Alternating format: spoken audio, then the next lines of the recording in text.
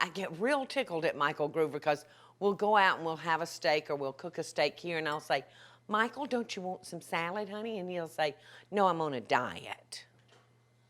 So, sometimes he cuts out the wrong things, but I'm gonna make sure he eats some asparagus because not only is it gonna be delicious, it's good for you. So let's get started on our mushroom canapes. Now I'm using just a regular party bread and I'm using a pumpernickel.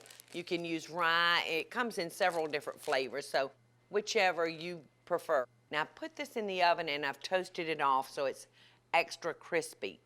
Now I'm gonna take a small can of sliced mushrooms, a half a cup of mayonnaise,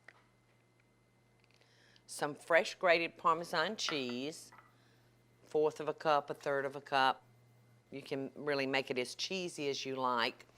And I'm gonna take half of a small can of fried onion rings and I'm gonna use half that can and I'm gonna fold those in. And then I'm just gonna pile this up on our toasted pumpernickel bread and I'm gonna run this under the broiler until it's bubbly. All right, there we go. Now I'm just gonna spoon this onto our bread squares. This recipe was shared with me by a friend named Diane that has a bed and breakfast downtown. Diane's a great cook. She loves to entertain. And so I was thrilled when she shared this with me. I knew that Diane wouldn't serve something that wasn't perfectly yummy. So let's run these under the broiler. So just follow me over here to the oven. And we're gonna put these in. And I think I'm gonna put them on the bottom shelf. Our mushroom canapes should be ready. So let's check on them. I'm smelling them. Oh, yeah.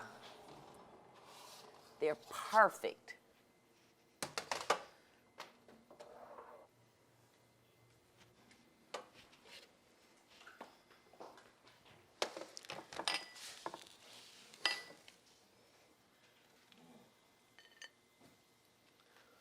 Ooh, ooh, ooh, ooh.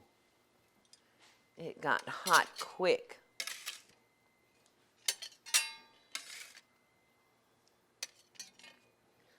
All right, now I'm gonna just sprinkle this with a little fresh parsley. Anything it takes, you know, to get something green in Michael Groover, I'll do it.